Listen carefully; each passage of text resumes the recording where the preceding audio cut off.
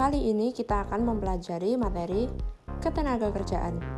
Sebagai generasi muda, kita perlu mengetahui tentang situasi ketenagakerjaan di Indonesia. Untuk itu, kita perlu memahami lebih lanjut tentang apa itu ketenagakerjaan. Yuk kita simak video berikut ini. Materi ketenagakerjaan kita kali ini menggunakan standar kompetensi, membangun konsep dalam pengetahuan mengenai ketenagakerjaan secara mandiri, dan membiasakan siswa dalam merumuskan, menghadapi, dan menyelesaikan masalah-masalah ketenagakerjaan. Kompetensi dasar yang pertama, memahami kondisi ketenagakerjaan dan dampaknya terhadap pembangunan ekonomi. Kedua, menganalisis permasalahan ketenagakerjaan dalam pembangunan ekonomi. Berikut tujuan pembelajaran yang akan kita raih. Yang pertama, menjelaskan pengertian tenaga kerja, angkatan kerja, dan kesempatan kerja. Kedua, menyebutkan jenis-jenis tenaga kerja. Yang ketiga, mengidentifikasi masalah ketenagakerjaan dan upaya mengatasinya. Dan yang keempat, menjelaskan sistem upah dan pengangguran. Berikut ini adalah peta konsep yang akan kita gunakan dalam mempelajari materi ketenagakerjaan kali ini. Yang pertama, ada konsep ketenagakerjaan. Selanjutnya, kita akan mengidentifikasi masalah ketenagakerjaan di Indonesia. Selanjutnya, kita akan mempelajari konsep upah dan pengupahan. Kemudian, kita akan memahami pengertian pengangguran, dan kita akan mengetahui jenis-jenis pengangguran. Dan yang terakhir, kita akan mempelajari sebab pengangguran dan juga cara mengatasinya. Pengertian ketenagakerjaan. Apa sebenarnya ketenagakerjaan itu? Menurut Undang-Undang Nomor 13 Tahun 2003, menyatakan bahwa ketenagakerjaan adalah segala hal yang berhubungan dengan masalah tenaga kerja pada waktu sebelum, selama, dan sesudah masa kerja. Jenis-jenis tenaga kerja. Ada beberapa jenis tenaga kerja. Yang pertama, tenaga kerja terdidik. Tenaga kerja ini memperoleh kemampuan dalam suatu bidang dengan menempuh pendidikan formal, contohnya seperti dokter dan arsitek. Jenis tenaga kerja yang kedua adalah tenaga kerja terampil atau terlatih. Tenaga kerja ini memperoleh keahlian di bidang tertentu melalui pelatihan atau pengalaman kerja, contohnya seperti supir bus dan musisi. Jenis tenaga kerja yang ketiga adalah tenaga kerja tidak terdidik atau tidak terlatih. Tenaga kerja ini hanya bekerja mengandalkan tenaga saja, tanpa ada keunggulan lain, contohnya seperti kuli bangunan. Angkatan kerja dan bukan angkatan kerja. Kita bahas angkatan kerja terlebih dahulu. Angkatan kerja adalah warga negara yang aktif ikut serta menyumbangkan tenaga pekerja, warga yang sedang mencari pekerjaan atau yang masih menganggur tetapi siap untuk bekerja. Golongan angkatan kerja dibagi menjadi dua, yaitu golongan pekerja dan golongan pengangguran. Pekerja adalah orang-orang yang memiliki pekerjaan, baik yang memang sedang bekerja maupun yang sementara waktu tidak bekerja tetapi memang memiliki pekerjaan. Kemudian pengangguran adalah orang-orang yang tidak mempunyai pekerjaan, tepatnya orang yang tidak bekerja atau masih mencari kerja.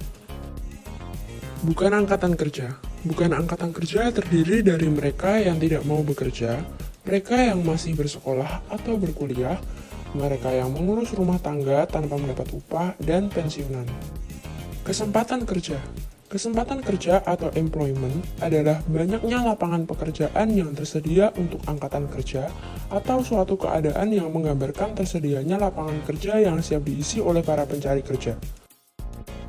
Permasalahan ketenagakerjaan di Indonesia. Sebagai negara berkembang, Indonesia tidak luput dari adanya permasalahan ketenagakerjaan, antara lain jumlah kesempatan kerja yang tidak sebanding dengan angkatan kerja. Selain itu, persebaran tenaga kerja yang tidak merata. Mutu tenaga kerja juga masih rendah, serta rendahnya upah yang diterima oleh tenaga kerja, kemudian pengangguran dan kesejahteraan serta kesehatan pekerja yang masih kurang diperhatikan oleh pemerintah. Upaya pemerintah dalam mengatasi masalah ketenagakerjaan. Tentunya pemerintah telah merancang berbagai upaya untuk mengatasi permasalahan ketenagakerjaan di Indonesia, antara lain memperluas kesempatan kerja, mempermudah proses rekrutmen tenaga kerja, membatasi pengerjaan tenaga kerja asing di Indonesia, meningkatkan kualitas angkatan kerja, meningkatkan kesejahteraan dan kesehatan tenaga kerja, serta menetapkan kebijakan pengupahan. Upah dan pengupahan. Menurut Undang-Undang Nomor 13 Tahun 2003 Pasal 1 Ayat 30, upah adalah hak pekerja atau buruh yang diterima dalam bentuk uang sebagai imbalan dari pengusaha atau pemberi kerja yang dibayarkan sesuai dengan kontrak kerja atau peraturan perundang-undangan, termasuk tunjangan bagi pekerja atau buruh dan keluarganya atas suatu pekerjaan atau jasa yang telah atau akan dilakukan. Faktor-faktor yang menentukan besarnya upah. Pertama, jumlah permintaan tenaga kerja. Bila permintaan tenaga kerja lebih besar daripada pencari kerja, biasanya gaji atau upah pekerja tinggi, begitu pula sebaliknya. Faktor kedua adalah jumlah penawaran tenaga kerja. Bila jumlah tenaga kerja lebih besar dari lowongan kerja, biasanya gaji atau upah pekerja rendah, begitu pula dengan sebaliknya. Faktor ketiga yaitu kemampuan tenaga kerja. Semakin tinggi tingkat pendidikan atau produktivitas tenaga kerja, maka upah atau gaji pekerja semakin tinggi. Upah juga memiliki beberapa fungsi, antara lain sebagai berikut: menjamin kehidupan layak bagi pekerja dan keluarga, mencerminkan imbalan atas hasil kerja seseorang, dan menyediakan insentif untuk mendorong dan meningkatkan produktivitas kerja. Syarat sistem upah. Yang pertama, bersifat menarik atau atraktif. Artinya, sistem upah harus menarik bagi orang luar untuk mau bekerja di perusahaan tersebut. Yang kedua, bersifat kompetitif. Artinya, sistem upah harus mampu bersaing dengan perusahaan sejenis di sekitarnya. Yang ketiga, harus dirasakan adil. Artinya, sistem pengupahan harus adil bagi seluruh karyawan dan sesuai dengan pekerjaan mereka. Yang keempat, bersifat motivatif. Artinya, sistem upah harus dapat memotivasi karyawan agar bekerja lebih giat dan lebih maksimal lagi. Macam-macam bentuk upah. Yang pertama, upah menurut waktu.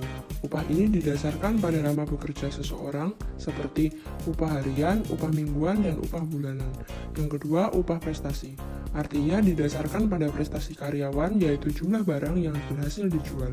Yang ketiga adalah upah indeks. Upah ini didasarkan pada perubahan harga barang kebutuhan sehari-hari. Yang keempat, upah skala. Upah skala adalah upah yang berdasarkan perubahan hasil produksi. Yang kelima, upah premi. Upah premi adalah upah yang diterima karyawan setiap bulan ditambah dengan premi tiap akhir tahun. Yang keenam, upah co-partnership. Selain menerima upah, pekerja memiliki kepemilikan saham, sehingga karyawan berhak menerima dividen. Penetapan upah minimum. Menurut Humas Ditnakertrans, UMP atau UMK merupakan batas terendah yang dibayarkan pengusaha pada pekerja atau buruh. Perusahaan yang melanggar kebijakan upah minimum akan mendapat sanksi sebagaimana yang diatur dalam UU Ketenagakerjaan Nomor 13 Tahun 2003. Jenis-jenis upah minimum. Yang pertama, upah minimum regional atau UMR. UMR adalah standar nominal gaji terendah yang ditetapkan oleh pemerintah. Yang kedua, upah minimum provinsi atau UMP.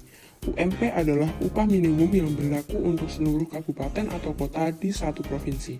Yang ketiga, upah minimum kabupaten atau kota atau UMK. UMK adalah upah minimum yang berlaku di satu wilayah kabupaten kota. Selanjutnya adalah tentang pengangguran. Pengangguran dapat diartikan sebagai orang dalam angkatan kerja berusia 15-64 tahun yang sedang berusaha mencari pekerjaan namun belum mendapatkan pekerjaan tersebut. Ada beberapa jenis pengangguran. Yang pertama, pengangguran struktural.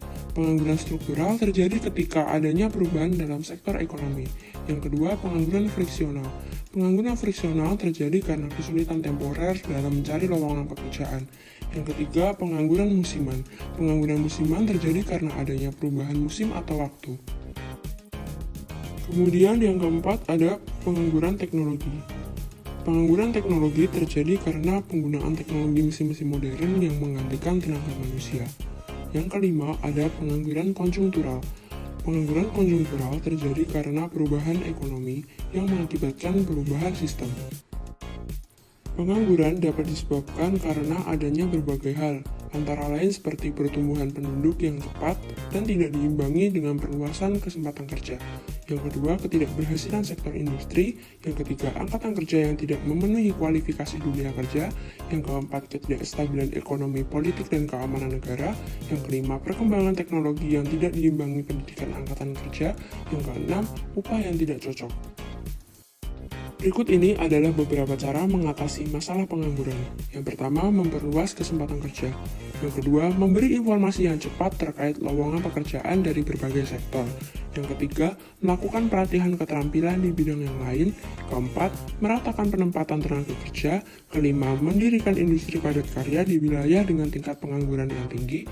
Dan yang keenam, memberikan pelatihan khusus bagi para pekerja yang akan bekerja di luar negeri.